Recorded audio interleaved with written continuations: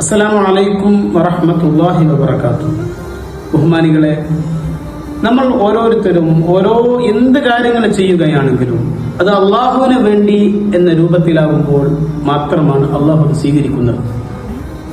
മഹാനായ റസൂലുള്ളാഹി സ്വല്ലല്ലാഹു അലൈഹി വസല്ലം തങ്ങൾ പറയുന്നുണ്ട്, ഇന്നമൽ അഅ്മാലു ബിന്നിയ്യാത്ത്. ഓരോ പ്രവർത്തനങ്ങളും അള്ളാഹു സ്വീകരിക്കുന്നത് നിയ്യത്തുകൾ അനുസരിച്ചുകൊണ്ടാണ്. അവന്റെ മനസ്സിലുള്ള കരുത്ത് കൊണ്ടാണ് അള്ളാഹു ഓരോ കാര്യങ്ങൾക്കും പരിപൂർണമായി പ്രതിഫലം നൽകുന്നത്. അള്ളാഹുവിന് വേണ്ടിയല്ലാത്ത പ്രവർത്തനങ്ങൾ അള്ളാഹു സ്വീകരിക്കുകയില്ല. അള്ളാഹു പറയുന്നുണ്ട്, ഖുൽ, നബിയെ അങ്ങ് പറയുക, ഇന്ന സ്വലാത്തി വനുസുകി വമഹ്യായ വമമാതി ലില്ലാഹി റബ്ബിൽ ആലമീൻ.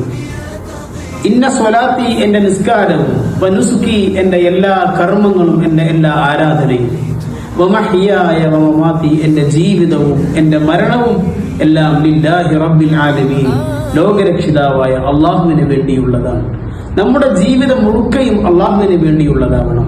നമ്മുടെ ഓരോ പ്രവർത്തനങ്ങൾക്ക് പിറകെയിലും അള്ളാഹു പ്രതിഫലം നൽകണമെന്ന ഉത്തമമായ ലക്ഷ്യമായിരിക്കണം. ആളുകൾ കാണാൻ വേണ്ടിയോ അല്ലെങ്കിൽ പ്രകടന പരതയ്ക്ക് വേണ്ടിയോ ആയിരിക്കരുത് നമ്മുടെ ഓരോ പ്രവർത്തനങ്ങളും. പ്രത്യേകിച്ച് വിശുദ്ധമായ റമദാനിൽ നമ്മൾ ചെയ്യുന്ന ഓരോ കർമ്മങ്ങൾക്കും ഈ നിയ്യത്ത് കരുതൽ നമ്മൾ നിർബന്ധമാണ്.